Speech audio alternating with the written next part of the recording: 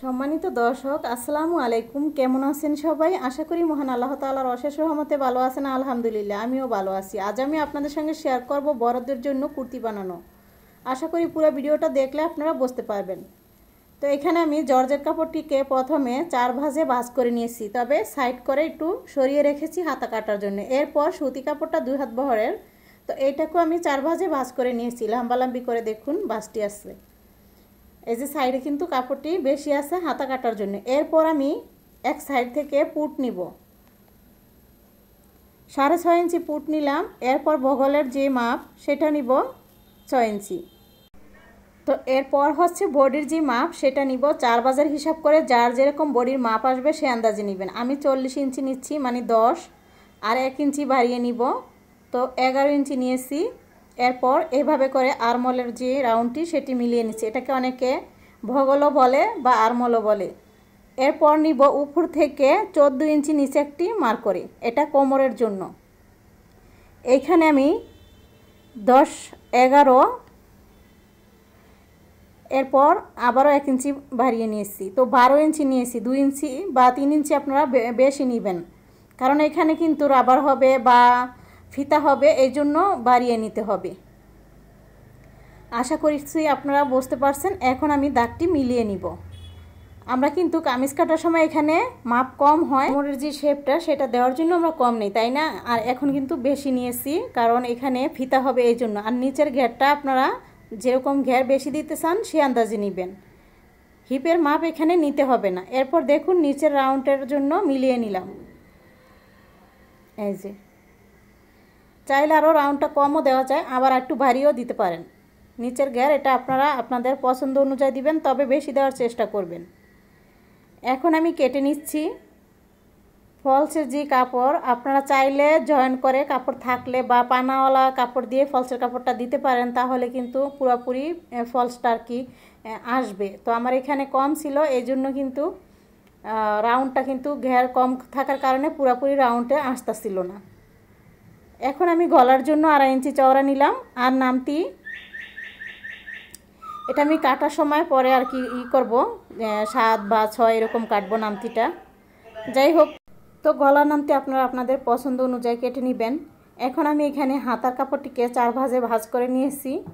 আর এখানে হাতের মুখের জন্য এই যে দেখুন, হাতের মুখের জন্য 7 ইঞ্চি নিয়েছি, এটা কিন্তু হাতের মুখ। আর এখানে নিব 3.5 ইঞ্চি। এরপর 3.5 ইঞ্চি বরাবর চওড়ার মাপটি নিব। চওড়া 8 ইঞ্চি নিয়ে আবারও 1 ইঞ্চির মতো এক্সট্রা নিব। এরপর রাউন্ডটি মিলিয়ে নিব। তো এটাকে অনেকে হুড়ুরম হাতা বলে বা বড় রাউন্ডের হাতা বলা যায়। যাই হোক, এখন এখান থেকে মানে 9 ইঞ্চি থেকে আমি রাউন্ডটি দিয়ে দিব। এই যে 9 ইঞ্চি বরাবর বা 10 ইঞ্চি বরাবর ফাড়া হবে না, মানে এতটুকু উপরে থাকবে, আর যতটুকু নিচের ঝুলটা ততটুকু মাঝখানে ফাড়া থাকবে আর কি।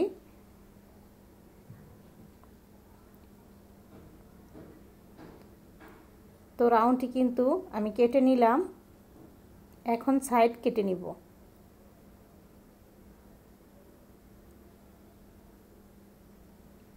এটা আরও বড় থাকলে আমি আরও বড় করেই নিতাম। হাতাটি হুড়ুরুম হাতা যেটা, সেটা অনেক বড় হয়, জামার সমান লং হয়। যাই হোক, কাপড় কম থাকার কারণে যতটুকু হয়েছে ততটুকুর ভেতরে আর কি বানানোর চেষ্টা করতেছি। এখন এই যে উপরে 9 ইঞ্চি রেখে বাদ বাকিটুকু কিন্তু মাঝখানে কেটে দিয়েছি বা ফাড়লাম, এই আর কি।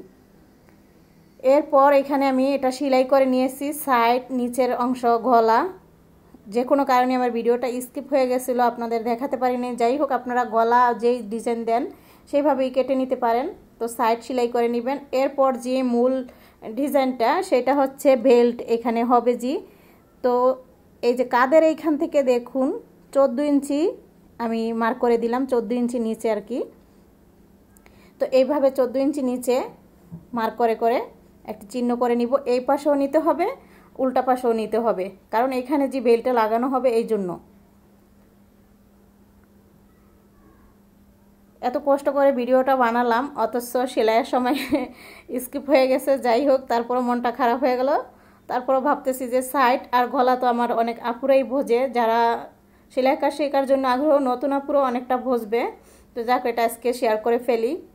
তো এই জন্য, আর এখানে যে বেল্টটা হবে সেটার মাপটা বের করে নিতে হবে এইভাবে। তো আমি নিলাম।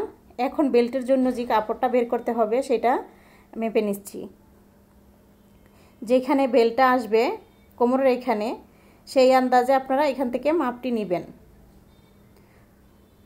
তো দেখুন, এটা কিন্তু খোলা পাশটা আমি কেটে নিলাম, আর এই পাশে কিন্তু বন্ধ আসার চওড়াটা 2 ইঞ্চি 4 ইঞ্চি মোট নেবেন, তো 2 ইঞ্চি করে থাকবে। এই যে 2 ইঞ্চি চওড়া নিয়ে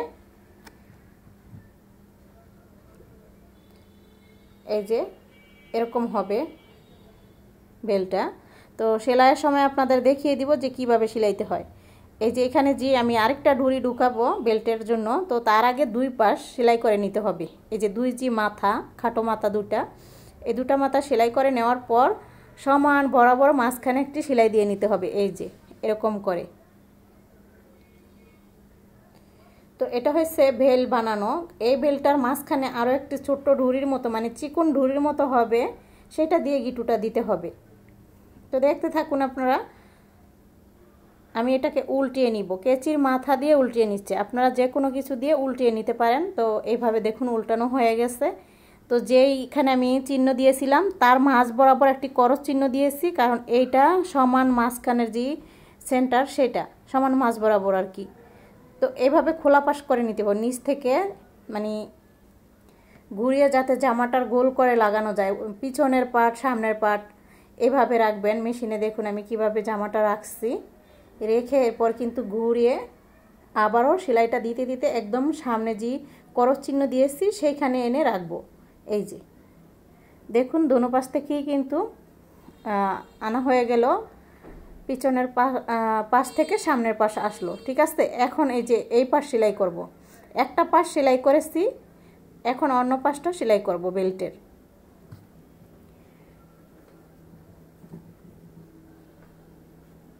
গোল জামার মতো অনেকটা এটা কাটতে হয় বা সেলাই করতে হয়। মূল আকর্ষণ বেল্টটা আর হাতাটা।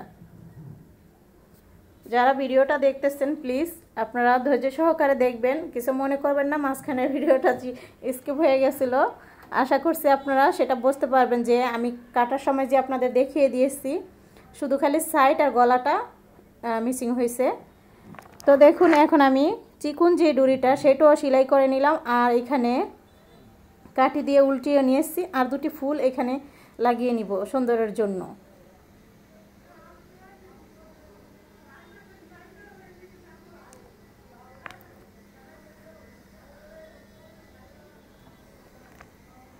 গলার চওড়া নিয়েছিলাম 2.5 ইঞ্চি, আপনাদের দেখিয়ে দিয়েছিলাম।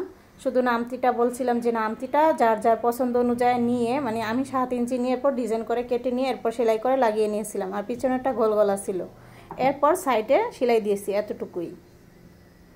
তো যাই হোক দেখুন এখন কিন্তু আমি মাঝখানের যে বেলটা সেটার মাঝখানে আবার চিকুন ঢুড়িটা ঢুকিয়ে দিলাম। ঢুকানোর পর দেখুন এই যে এখানে এইভাবে বাঁধতে হবে।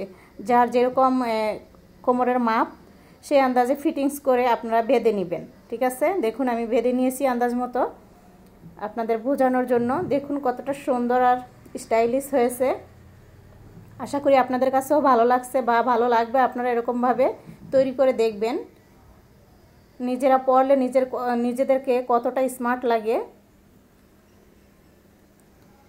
তো এখন আমি হাতা সেলাই করে নিব। তো হাতার এখানে এই যে আমি ফাড়া দিয়েছিলাম উপরের যে অংশটা, সেখানে কিন্তু 9 ইঞ্চি ছিল বা 10 ইঞ্চি এরকম রাখবেন। বাকি যে ফাড়াটা সেটা আর কি এই মাপে কেটে নিলাম। আলগা একটি পট্টি আমি ফাড়াটাতে সেলাই করে নিব।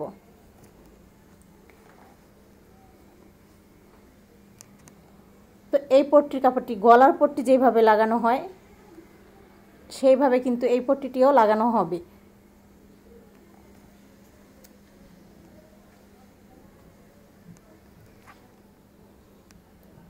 বা পুরোটা একদম ফাড়া দিয়ে আপনারা পাইপিং করে নিতে পারেন, তাহলে সেটাও কিন্তু খারাপ লাগে না দেখতে। পরে আর কি 9 ইঞ্চি বা 10 ইঞ্চি অনুযায়ী আপনারা মেশিন দিয়ে সেলাই করে আটকিয়ে নিতে পারেন। তো সেটাও বলে দিলাম, বা এইভাবেও করতে পারেন। আমি এইভাবে ভালো মনে করছি তো এইভাবেই করলাম। পট্টির কাপড়টি দেখুন আমি লাগিয়ে নিয়েছি। এখন কিন্তু এখানে চাপ সেলাই দিয়ে দিলাম। চাপ সেলাই দেওয়ার পর আরও একটি সেলাই দিতে হবে।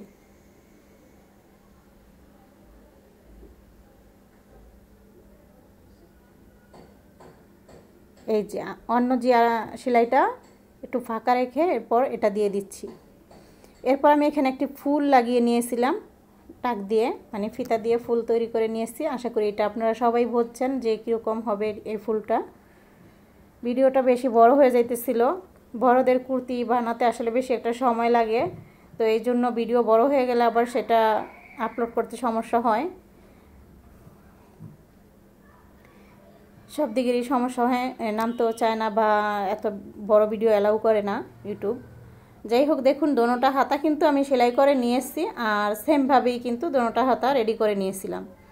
এখন আমি হাতা জয়েন করে নিব। জামার সাথে দেখুন এই যে এইভাবে করে ভেতরের সাইডে ভাঁজ পিঠটা দিয়ে গোল করে জয়েন্টটা সেলাই করে নিব, তাহলেই কিন্তু হাতাটা ফিটিং করা হয়ে গেল। ঠিক আছে,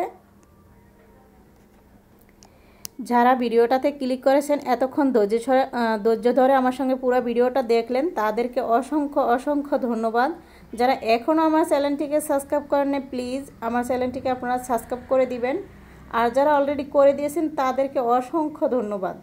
দেখুন আমি হাতা জয়েন করে ফেলছি, আর কিন্তু কুর্তি বা টপসও বলা যায় এটাকে। দেখুন কতটা সুন্দর হয়েছে, পুরোপুরিভাবে রেডি। আমি আপনাদের ফিতাটা ভেদে দেখিয়ে দিব। সবাই ভালো থাকবেন, আল্লাহ হাফেজ।